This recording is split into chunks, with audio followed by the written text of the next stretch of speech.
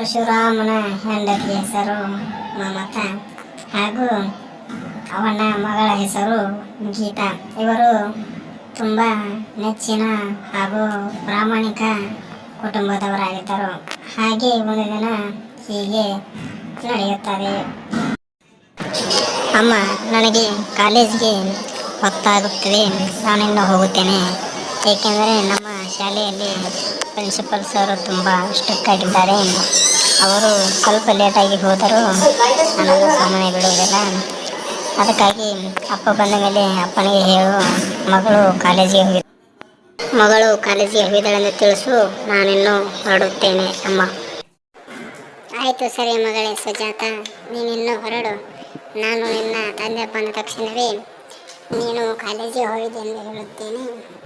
ಅವರೇನು ಇನ್ನಷ್ಟು ಸ್ವಲ್ಪ ಸಮಯದಲ್ಲಿ ಬರುತ್ತಾರೆ. ನಿನಗೆ ಲೇಟ್ ಆಗುತ್ತದೆ ಎಂದೆಲ್ಲ.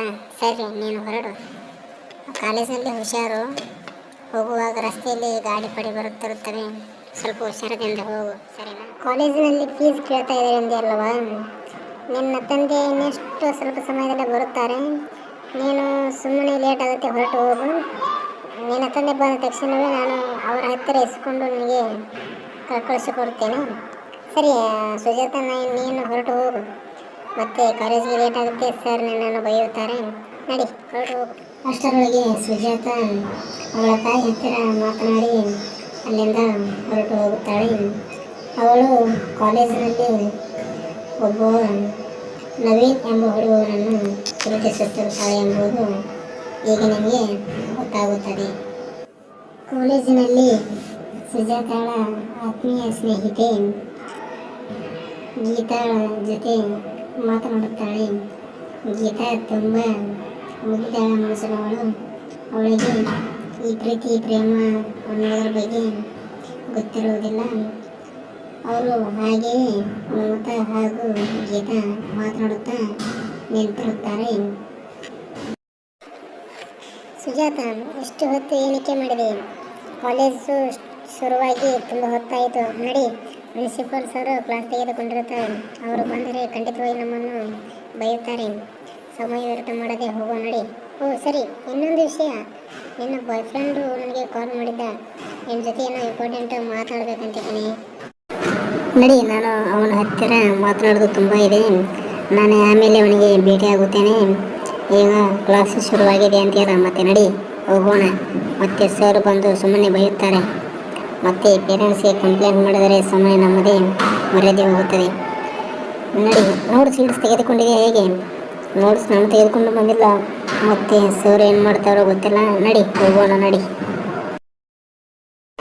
ಅಯ್ಯೋ ಗೀತಾ, ಇನ್ನು 4 ದಿನದಲ್ಲಿ ವ್ಯಾಲೆಂಟೈನ್ಸ್ ಡೇ ಬಂತು.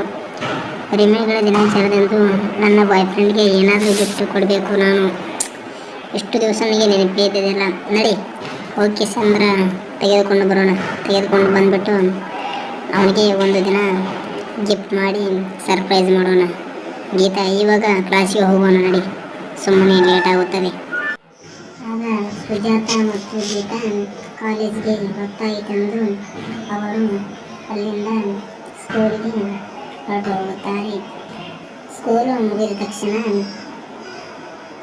ಗೀತಾಳ ಫ್ರೆಂಡು ಸುಜಾತ ಅವನ ಬಾಯ್ ಫ್ರೆಂಡ್ ಜೊತೆ ಮಾತನಾಡಲು ಗಾರ್ಡನ್ಗೆ ಹೋಗುತ್ತಾಳೆ.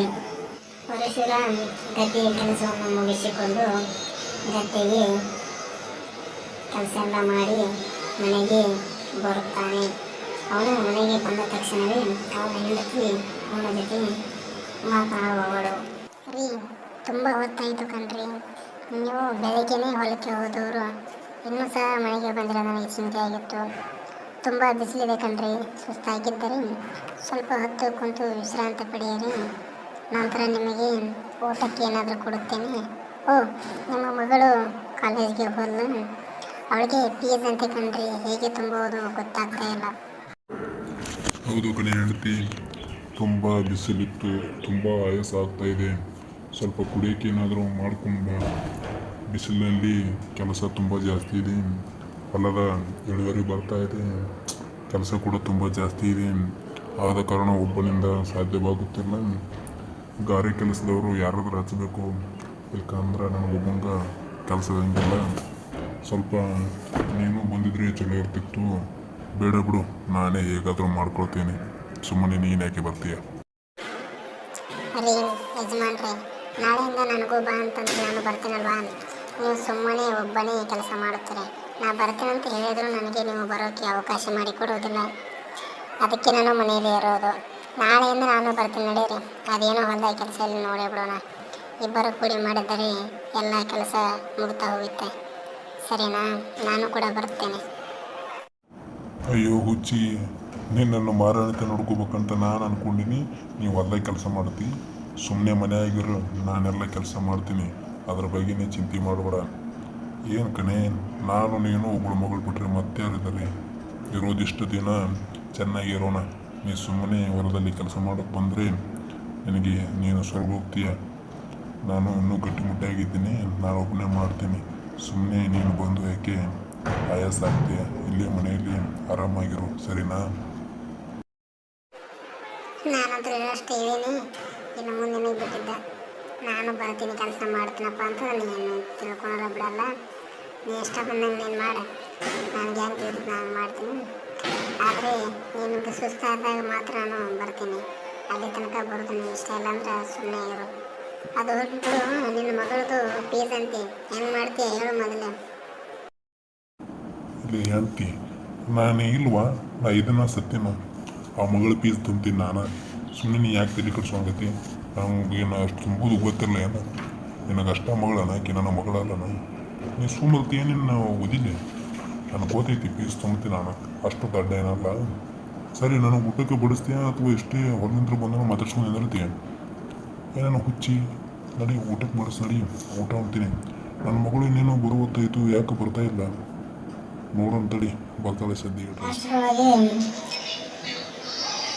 ಅವಳು ಅವನ ಬಾಯ್ ಫ್ರೆಂಡ್ ಪುನೀತ್ನ ಭೇಟಿಯಾಗಕ್ಕೆ ಹೋಗುತ್ತಾಳೆ.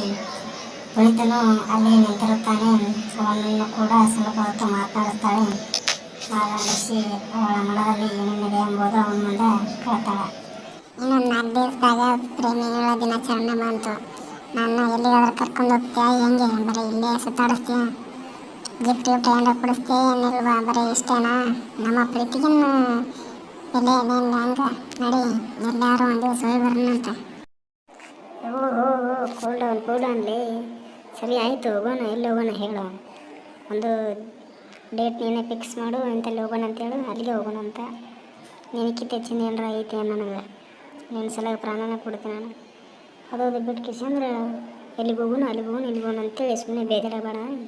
ಎಲ್ಲಿಗೆ ಹೋಗೋಣ ಹೇಳು, ಅಲ್ಲಿಗೆ ಹೋಗೋಣ ಅಂತ. ಪ್ರೇಮದ ವಿಚಾರಣೆ ಯಾರು ಮಾಡಬಾರ್ದ, ಹಂಗೆ ಮಾಡೋಣ ಅಂತ, ಸರಿನಾ? ನೀನೇ ಹೇಳಪ್ಪ, ನಂಗೆ ಗೊತ್ತಿಲ್ಲ, ನಂಗೆ ನಾಚಿಕೆ ಆಗ್ತಾಯಿದೆ. ನೀನೇ ಹೇಳು, ಅಲ್ಲಿಗೆ ಹೋಗೋಣ ಅಂತ.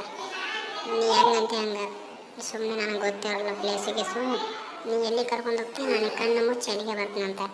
ನೀ ಮತ್ತೆ ಅಲ್ಲಿ ಏನೋ ಮಾಡಬೇಡ ನನಗೆ, ಸರಿನಾ?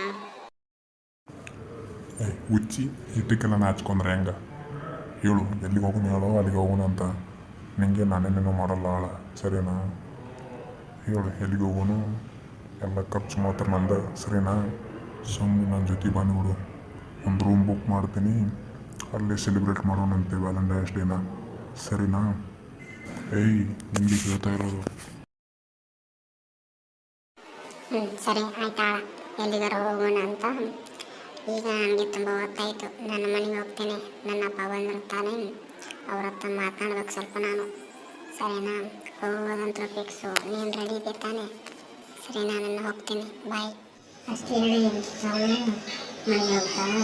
ಮನೆಯಲ್ಲಿ ಅವರಪ್ಪ ಅವರನ್ನು ಅವಳ ಸರಿಯಾಗಿ ಕಾಯ್ತಿರ್ತಾರೆ. ಹೋಗಿ ಊಟ ಮಾಡುತ್ತಾಳೆ. ಊಟ ಮಾಡಿ ಸ್ವಲ್ಪ ಹೊತ್ತು ಅವಳ ತಂದೆ ಜೊತೆ ಮಾತನಾಡುತ್ತಾಳೆ ಎಂಬುದು ಕೇಳುತ್ತದೆ.